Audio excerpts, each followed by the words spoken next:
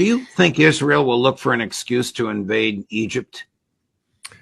I think the Israelis, and first of all, remember, their general staff is very competent. The people at the top of the Israeli Defense Force, though they may not always express their views publicly, privately, they make their views very well known, and they are not happy with this overextension. Many of them are greatly concerned about it because they understand that everything depends upon our unconditional support for whatever they want to do. And they also know that their force as it is today is exhausted. But they're looking at Egypt, and they're really very concerned about General Sisi's longevity.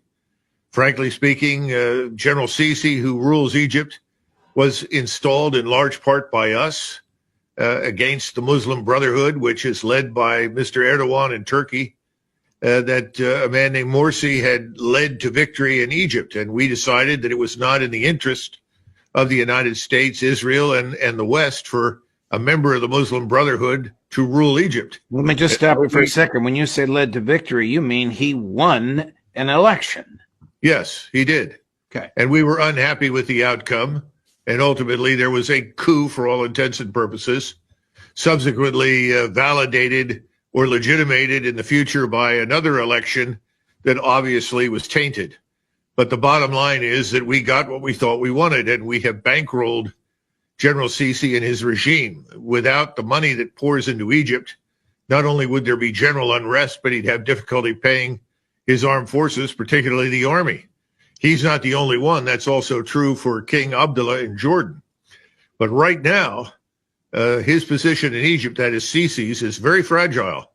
And the public, the millions of people who live in that country, it's almost 100 million people, are desperately unhappy at the failure of Egypt and the other Arab states to raise any hand whatsoever against Israel in view of its mass murder and expulsion campaign in Gaza. So I think that they're worried that he could be removed.